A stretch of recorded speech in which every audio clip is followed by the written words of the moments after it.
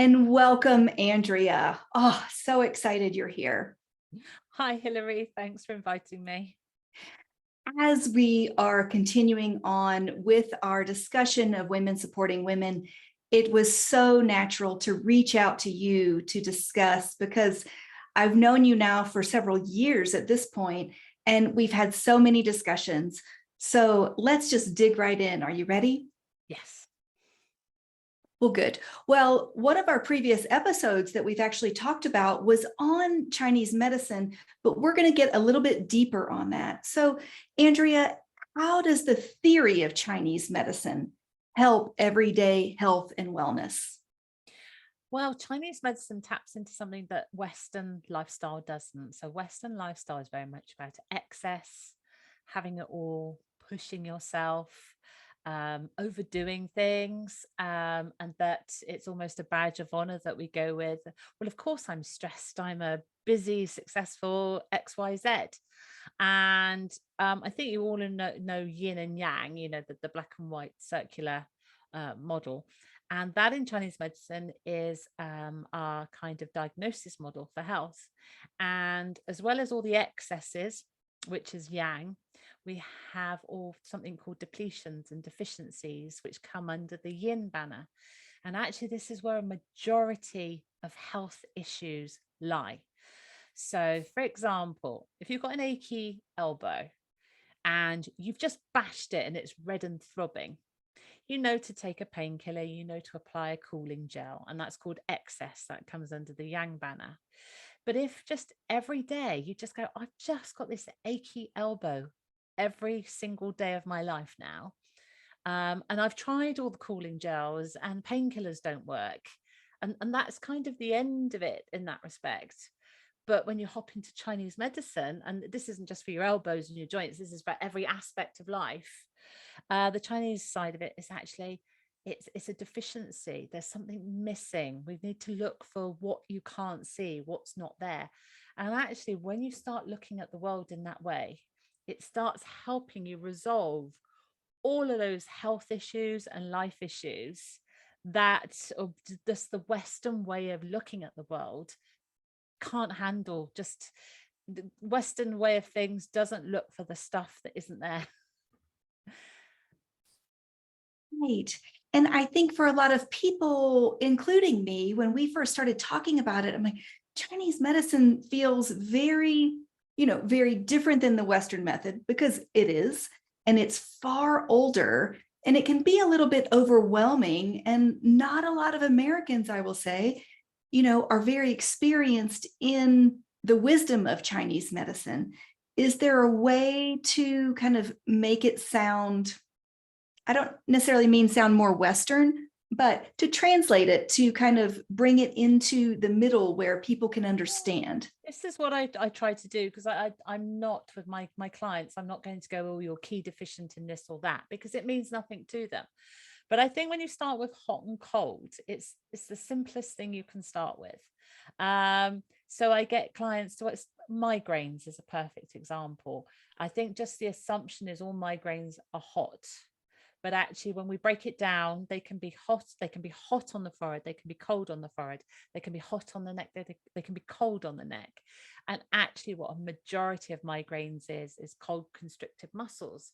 So the simplest tests we can do is like with our hands, because if your hand feels hot when you touch a body part, that body part is cold.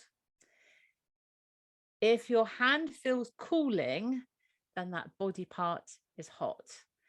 And I just take these baby steps, because if I can get people just starting to do those simple tests on maybe their lower back or over their kidneys or their neck or their forehead, or even on their forearms, their wrists, then this is just baby steps, because it really is principles of Chinese medicine. And I think what Chinese medicine can get confused with a lot is herbal medicine. And herbal medicine is very good, but then that can also be confused with when you hear these stories of powdered rhino's horn and all the nasties out there. So they're all different factors. We have nothing to do with powdered rhino's horn. Herbal medicine is flowers and roots and mushrooms, but I'm not a herbalist. I'm come from the theory which I had to use for my learning shiatsu. And shiatsu is like, what acupuncture points do you press with my fingers? That's the shiatsu element. But actually, that's the tip of the iceberg. And then it sits on what is the theory behind it. And that's the Chinese medicine. So we just try to break it down into simple things. That that was so helpful, because sometimes we need to understand what is it and what's it not, right? And then it makes it really clear, because my mind totally goes to being in China and Singapore and seeing the herbs in an herbalist thing. And I thought, okay, is that Chinese medicine? And no, it's not. But it is. But what they've done there, whereas I press the acupoints on the body, or an acupuncturist might put needles in, the herbalist will give you the herbs. But what we've all had to do behind the scenes is learn the theory of traditional Chinese medicine, and then we put our modality on the top of that. So that the herbalist modality is their herbs. My modality is shiatsu, which is the acupressure. But also I take the theory and say, hey, why don't we just use that to live by? Somebody else might have written a book. Other people might do qigong. So these are all the different ways of using the theory of Chinese medicine. Oh, I love how clear you've made that of modalities. And as an occupational therapist, we use modalities. Sometimes it might be ultrasound, it might be different techniques of controlling pain or helping people get to the right solution. So that is really helpful. And I just had a clarifying question on the temperature. When you say if you touch, is it touching our own bodies, the difference between the hot and the cold? Because I think about an American mom that will often put like her cheek to her child's forehead or her hand. So it's not how we feel someone else, it's how we feel our own. Is that what you mean? Yeah, but it's also how you feel somebody else. But if I'm teaching people to do it, then it's on themselves. But yes, it might be somebody saying, my gosh, your hands are burning hot. But actually what I'm feeling is freezing cold, because they're cold. So they're feeling my body heat, and I'm feeling their cold condition. That makes me feel exponentially better when I would feel like heat in my hands and I would touch like one of my children or husband, and they would say, your hands are on fire, but maybe they were cold. Is that what you mean? Yeah. Well, then the next question is it pleasant? Because if I put my hands, say when I broke my ankle and I was like in the hospital screaming for ice, if I put my hand on my ankle, then that would have been unbearable. But if you say you've got period pains, then when something warm is applied, then that is pleasant. So it tells us what the underlying kind of condition is depending on whether the heat applied is pleasant or not, whether cold applied is pleasant or not. But we always start with warmth. I love that, because so often we are not empowering people to speak up and be heard. What is pleasant for you? What is working for you as an individual? Because there are so many modalities out there, but what works for one person may or may not work for someone else. And that's the individual treatment of it. And It's it's so and much more it's clear. we've got quite scientific minds. That's the schooling we've had. So I'll ask a question and then somebody pauses and they're obviously thinking how to answer it correctly. And I'm going, then there's not a correct answer. And they'll go, oh, well, I feel it's okay. It's doing this. I go, but do you like it? It's in the like or not. If your body likes it, it is right. If you're giving me an answer of, yes, I feel it's therapeutic and you can carry on, but inside you're going, ouch, ouch, ouch, that hurts, then that's not right. That's Chinese medicine is about, it's got to feel good. Well, I think giving women permission, especially since that's who we're talking about, Yeah. supporting women, Yeah. of get in touch with our bodies and what does feel good? What do you like? And being able to communicate that first with yourself and then with the provider. Yeah, because it takes you out of your head. It takes a few sessions, and if you have these sessions regularly, then you learn quicker. But it takes us out of the just the mental stressy headspace that we're always in, and you start communicating with your body, and you start feeling things. And that's where the power is starting to register and recognize what your body is feeling. And you can come up with any words under the sun. I had a client today who's really started to connect with this now, and she said, is it weird that I'm saying these things? I said, no, I'm Chinese medicine. This all makes perfect sense if you're feeling tizzly this and empty that and fragile this and something the other, because that's you listening to all your different body parts, and they're telling you what's wrong. That's music to my ears. It's doing my job for me. Fantastic. I mean, I just think about like when someone gets a massage, and I'll use myself for an example, and I just finally got one yesterday, and it had been probably 2 months. And generally, I like massage, and not everyone likes touch. Yeah. But it is our responsibility to have that kind of communication with the person working on us of, is it too hard? Is it too soft? Because gentle touch for some of us feels painful, whereas too much pressure can also feel painful. And it's not the person experiencing the treatment's job to tolerate whatever's happening to them. No. We are to engage in that kind of communication relationship. Absolutely, because shiatsu really, especially Zen shiatsu, which is what I do, is about the gentle touch. And you're right, gentle touch is painful because gentle touch is tapping into the emotions. That's when the body's really starting to speak. Very deep, heavy tissue type massages are actually bypassing the emotions of the body. And you might feel great at the time, but you might not feel great 2-3 days later. But with the gentle touch, which is supporting and releasing, and funnily enough today, because I do dogs as well, had a dog this morning, and he was really clamping his left leg to his chest. But when he allowed me to go in, we did a lot of heart work, and that was very gentle, just fingertips, just going in and just holding, and he relaxed and he opened up. So there's no communication needed there. The dog started to trust and started to release his whole shoulder. So it's incredible gentle touch, very powerful. I love it. And that kind of resonates with the craniosacral therapy that I practice as well. And just because sometimes deeper pressure can feel more calming, sometimes it doesn't allow everything to flow. That's really great. Well, I think I want to transition next to, we're going to talk about some menopause symptoms. And I've already got two in mind so that we'll keep it focused. But Okay. I know your focus is helping women resolve their symptoms naturally. Yeah. And how can women resolve, and I'll just pick these two, you can have your favorites as well. Well, first, do you have a favorite symptom that you like to help people overcome? Oh, I've never thought about a favorite menopause symptom. Well, I I mean, think actually probably the one I'm most passionate about, because it's soul destroying, and there is sometimes a simpler solution to it, is anxiety. well, that was my number one.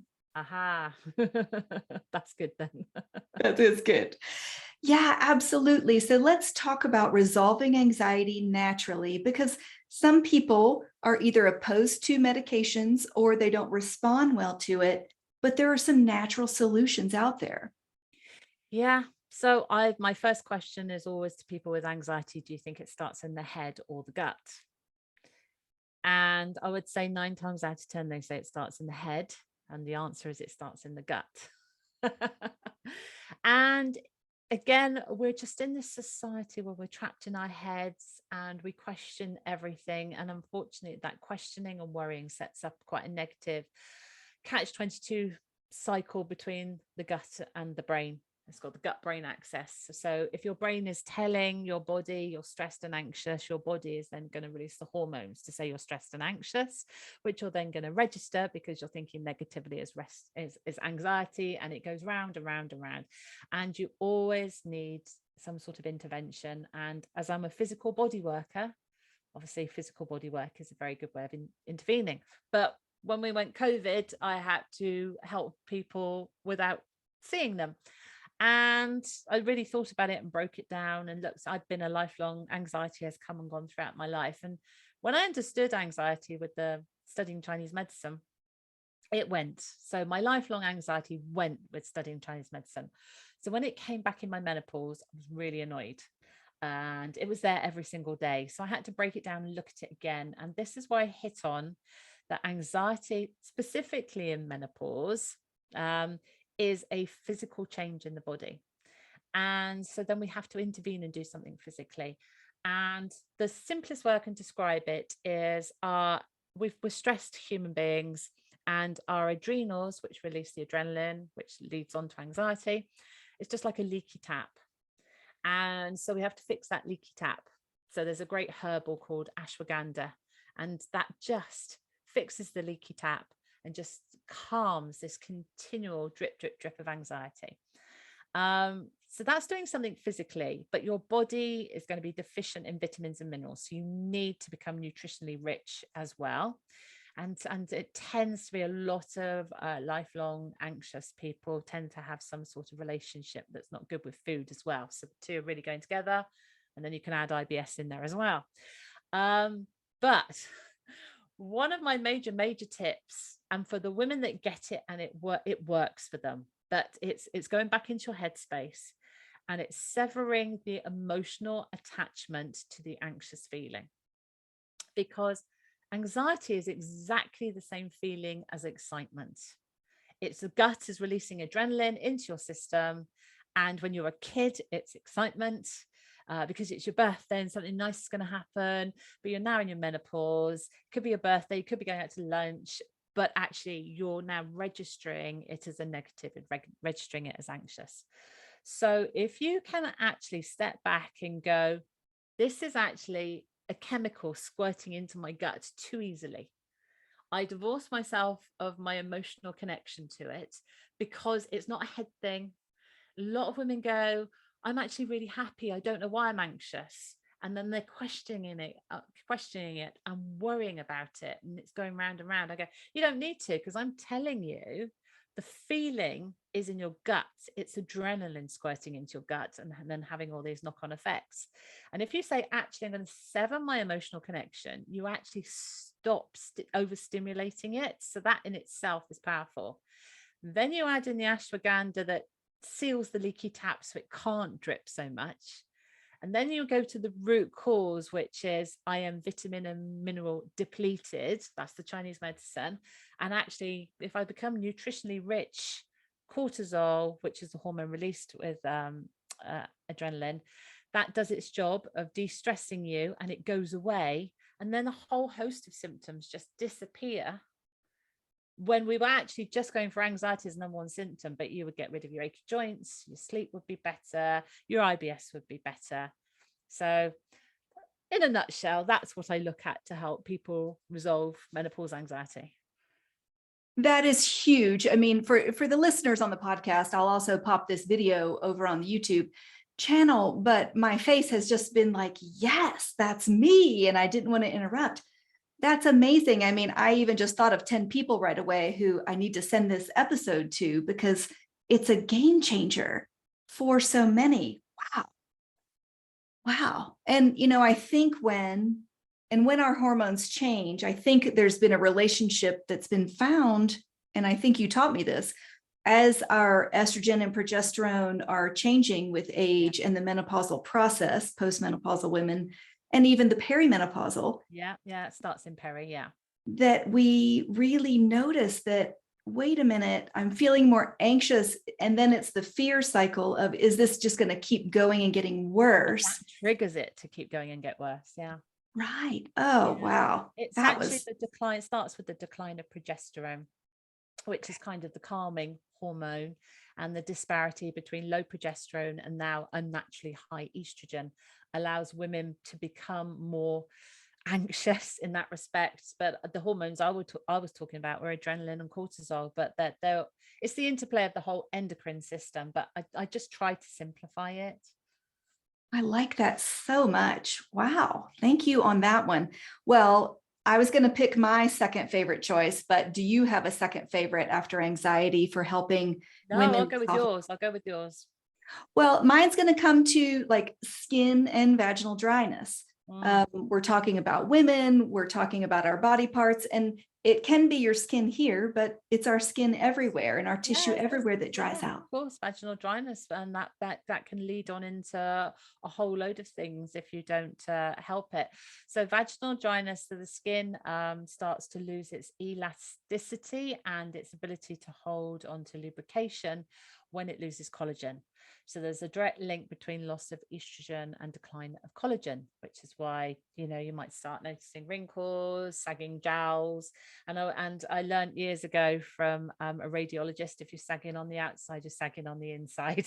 We But might that need to. stayed with me, and it's a very important message because you're also looking at trying to avoid prolapses.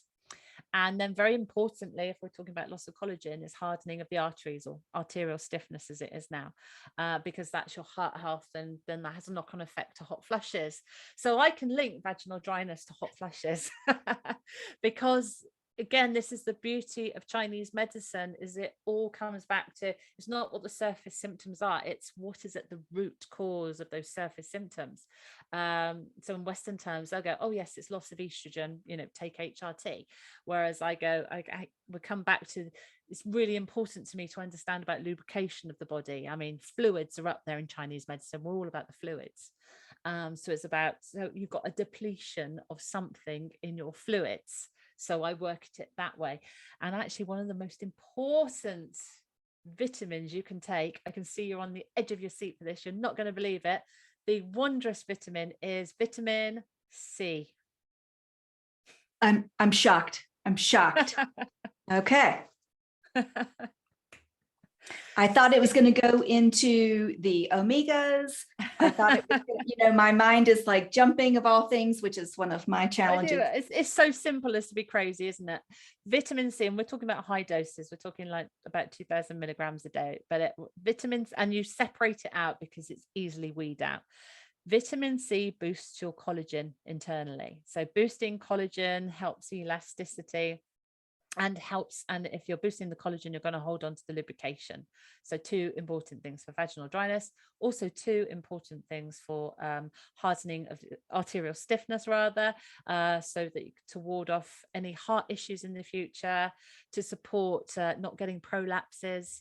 But I always say never take a vitamin in isolation, take the whole lot and then add in uber amount of certain vitamins and minerals. Also, you know, there are herbs, herbal blends that help with the skin and down there.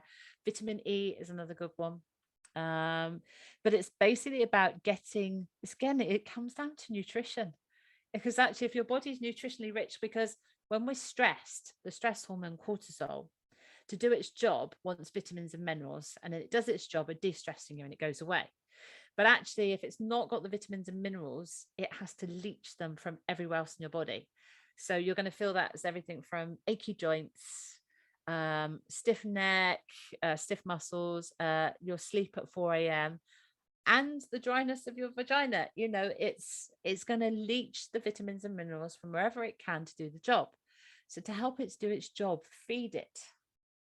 But the thing is, we're now in a time of excess because we've released too much adrenaline. And every time we release adrenaline, we release cortisol. So you've got too much cortisol in your body because you're too stressed. So then you need the high amounts of nutrition to help your body deal with the stress it's in to go away. And until you turn this cycle around, you're going to have nasty symptoms like hot flushes, anxiety, brain fog, vaginal dryness. I think I say there's the big five. And if you just attempt to resolve one of the big five, you're going to knock off all the other lesser symptoms. Wow. I mean, wow. It's really, you know, fueling the body. And I think one of the things I notice, both in me and people that I interact with, is that women get to 40 and 50 and 60 and they're like, oh, I don't feel like cooking anymore. I don't want to spend the time prepping the vegetables, having the soups. You know, oh, how many vitamins do I want to take? And it's essential, and it's a way to love ourselves, body, mind, and spirit. Of your body so much needs these things. Yeah, and it's because of the high levels that we live life at. It's that 24/7 society we're in, that you're doing a full-time job, you're looking after a family, you're then squeezing in the gym, and it's probably to the detriment of your sleep. And this just isn't the way women have lived their lives traditionally. So if you're going to live your life at this high level, your nutrient levels need to be up. There's a reason why professional athletes retire in their 30s. But the everyday woman is not knowing this. The knowledge is just not there at the moment, unless people like me tell people like you. Well, exactly. And I mean, I love so much of your knowledge. I mean, I wish we could download your brain and then get AI to organize it all for us, right? So Good, that we I'd like that too. right. And so, yeah, my mind is just blown. So before I move on to my next question, Yeah. I just wanted to clarify, is collagen something important to add, or do we just start with the multivitamins, the extra C, so we get the absorption, and the E to see how that does with our. Yeah, that's the starting point. It is the starting point. And it's I had, just to say, so 3-4 years ago, I had an ankle operation after an accident, and it wasn't healing. I was using the NHS, and it wasn't healing. So I had to take matters into my own hands, which I should have done sooner. And I went for absolutely top of the range supplements, and everything healed up in 2 weeks. So supplements work. And one of those supplements was collagen, because it was skin healing. And I'd researched and found skin healing wasn't as good when you're in the perimenopause. So I was like, and that led me into why isn't skin healing as good in the perimenopause.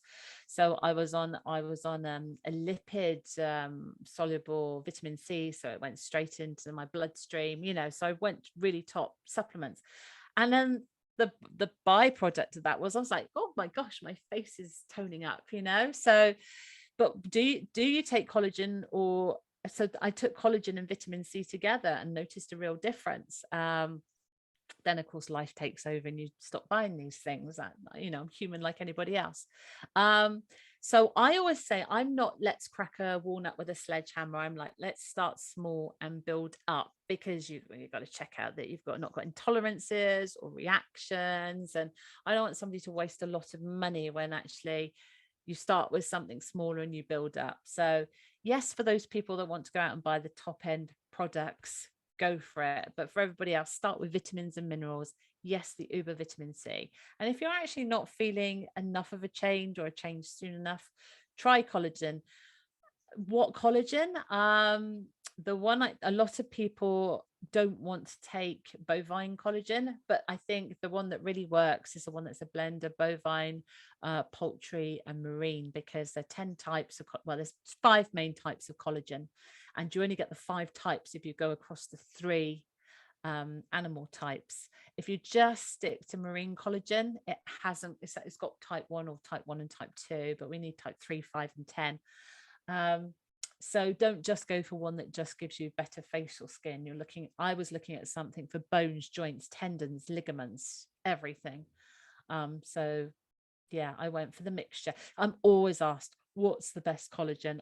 That's still the big question mark. I know the one I like. I know the one I put my mum on. I know the one I say to my clients. There's lots of collagen boosters out there. Collagen boosters normally have hyaluronic acid and vitamin C in. And then marine collagen is everywhere. I'm still not convinced marine collagen on its own is good enough. And now there's vegan collagen, which client wanted to go on to. So I researched it and I found out, again, it's similar to, I thought actually vegan collagen might have the whole range of collagen. So I got excited, but it turns out it was only, I think, type 2 collagen. So no, I didn't bother with that one. I so appreciate you researching this. And that's what I love about your brain, is that you're not just going to read something once and then recommend it to a patient. You have researched it and tried it and compared. Now on collagen. Right. And it's so overwhelming. I mean, for those of us who know nothing about it, and I'll tell you, you go into the vitamin and mineral and supplement aisle, it is mind-blowing, overwhelming. And I appreciate you even just saying, I didn't even know that there were 5 types of collagen, and then the numbers. Oh my goodness. So what you're saying is vitamin C being liquid soluble sometimes is better. Um, well, it's the whole thing about the passing through the gut, and water soluble vitamins, which is pretty much everything apart from A, D, and K, or all the other vitamins and minerals are water soluble, which means you can't take too many. So that makes them safe. You weed them out if you don't need them. So vitamin C almost has to be a time release, little and often, so that you Okay. keep it in the body. But when I had one that was in a kind of a gel, that one was to bypass the weeing it out. So I was like had about 4,000 milligrams in a gel a day. So, I went high. And for anybody that worries about overdosing on vitamins and minerals, the NRV values on the back of packets at the moment, those were designed back in about the 1930s. The amount of vitamin D that is recommended is enough to keep you just about alive. It's so out of date with modern humans almost 100 years later. Um, Wow. but yes, and vitamin D actually has been recategorized as a hormone now. So it's so much research has been done into vitamin D since COVID, and it's another great one for hormonal women, especially if you've got low moods or lung issues or brain issues or bone issues. Right. Wow. I mean, my mind's just blown. And I know that just listeners on the podcast can't see my facial reactions. But it's just amazing. And I think in some ways, our nutrition, we think we're eating healthy. And a lot of the times, the dilution of the minerals in even our fruits and vegetables and produce and grains has diminished over time This as I they. have Yeah, I have to have this conversation the most when somebody says, but I eat well. And I go, yes, that's great. That's always the starting point. If you can get it from fresh foods, that's great.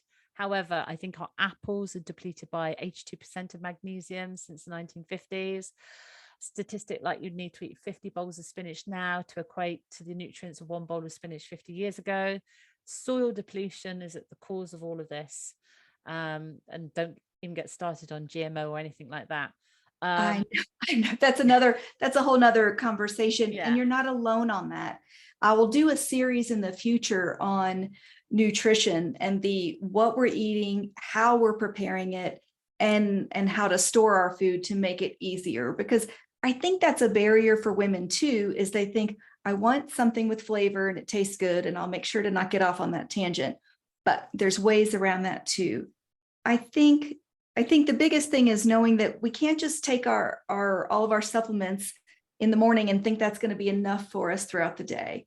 No, because some of them are best taken at bedtime and some of them need to be split up. I do have a guide that explains all this.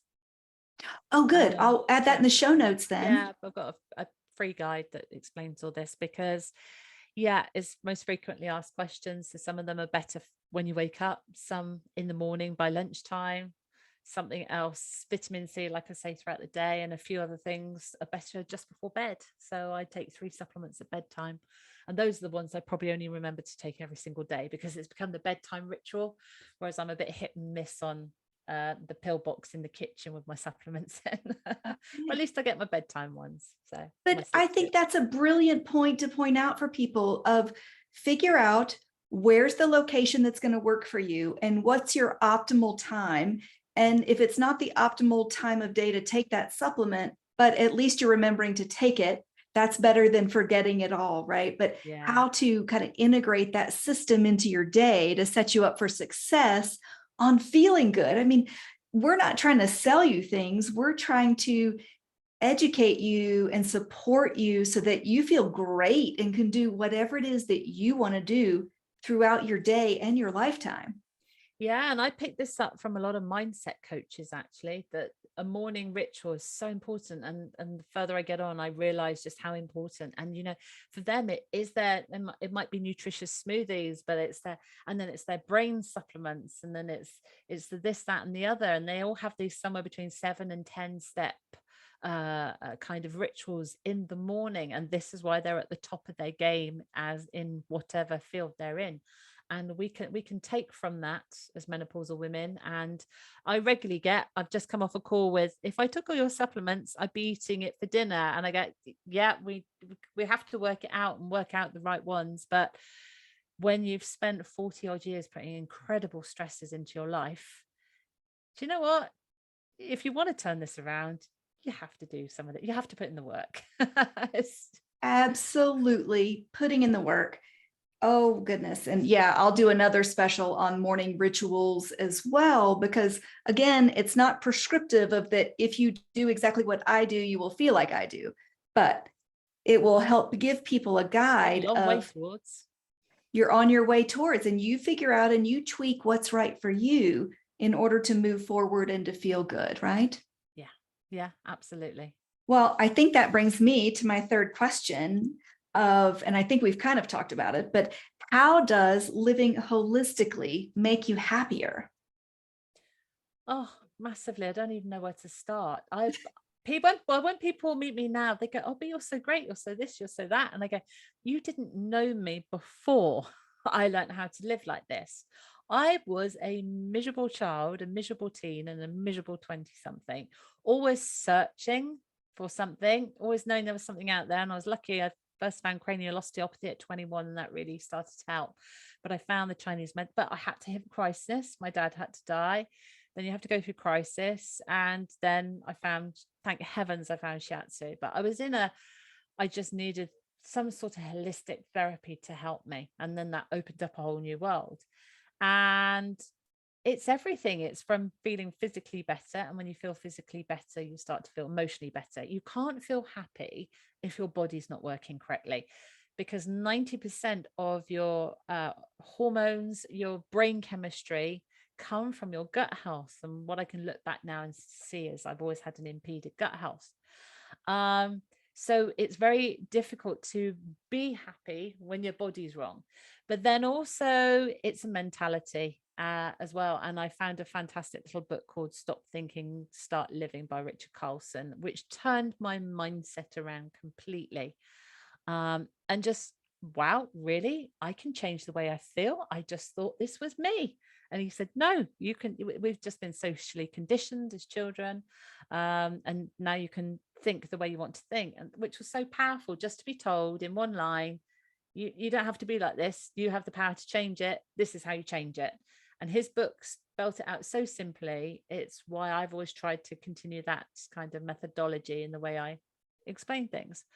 So everything from preparing for autumn, oh, the days are getting shorter, the days are getting cold. I don't like the cold, I don't like the dark, so I don't like autumn. So holistically, how do you eat to combat that? What are the foods to eat to make? And if I do lovely, rich, nutritious soups and stews, I get through autumn better. I've always felt the cold. So holistically, how do I combat feeling the cold? So I very rarely feel cold now. I used to always have cold hands, don't have cold hands, so it's every aspect of my mind, body, and spirit, because you can't do mind and body without there being a spiritual element as well. So the spiritual element is everything from just the way you see life to the way you help people. Obviously, the shiatsu, being Japanese, is going to have more associations with Buddhism. But actually there's just some of the quotes are just so deep, and you just one little quote and you're just like, wow, yes, it's mind-blowing. And it's just, sometimes I don't have to read the books, just the quote is enough to start me thinking differently. That's right. It's little actions, small steps, bite-sized baby steps that take us towards the big change. And this is not a limiting kind of practice. This is a opening up so that we have complete freedom to live healthy and do whatever it is that we want, to be happy. I mean, so many people think of happy as a superficial feeling, but it's deep contentment, great joy. And that's what we're trying to get to. Oh, goodness. Well, I know we could talk forever, and I wanted to kind of transition as we start to bring it to a close, but I wanted to compliment you, and you'll have to check out the YouTube video. Andrea is wearing a lovely top, and I noticed it. And when I said, Andrea, you just look incredible today, and I just love your top, do you remember what you said to me? I think I said, oh, it's my menopause top. That's right. And my mind goes to, okay, does that mean that it's the comfort, the fashion, the style, it's breathable, avoiding hot flushes, or just feeling great and beautiful? What was it for you?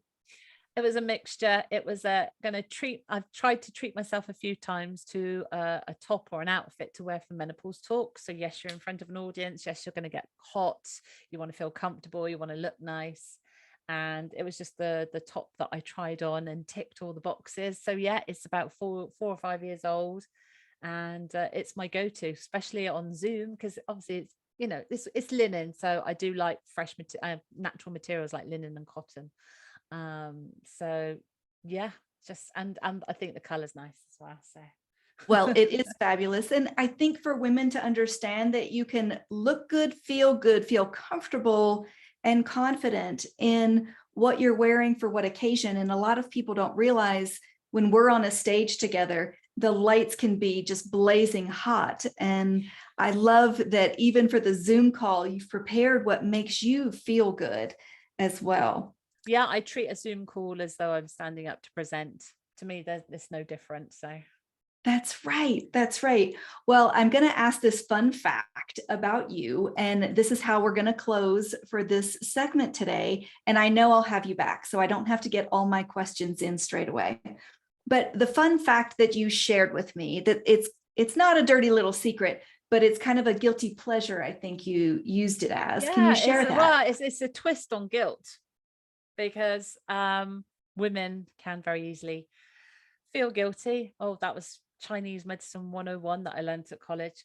And so I like to, when I feel like I'm being a little bit naughty and remembering I'm my own boss, then I sneak off early for an hour. And, I had years of feeling guilty for doing that. I think I run my own business. I should do this, I should do that. Now I'm like, well, I'm going to sneak off a little bit early, and I turn it into a giggle. It's, the only person I'm cheating at the end of the day is myself, but I don't see it that way. I just think, oh, it's 4 o'clock. I'm going to clock off. And that we can't all do that with our work, but it's taking those things where you feel guilty and turning it on its head, and seeing it as being a little bit naughty and a little bit getting away with it, and smiling about it. Because to feel guilty is very, very negative and has a negative impact on the body. But actually to go, oh, this is a little naughty, I'm getting away with it, and have a smile about it. Well, I love that you shared it with us, because sometimes when we work for ourselves, we don't even get to tell anyone of like, I'm taking time off early today. And yes, I'm giggling at taking time off from myself, which I just think is hilarious. it is hilarious, and releasing that shame and just realizing that you're going to be a better person and do more and be more productive when you give yourself that time. So, well, I know we could talk for hours, but I'll save more for next time. Oh, it's Andrea been a Marsh, pleasure. oh, how amazing. I just can't wait until next time. Thank you so much. Thank you, Hilary. Take care.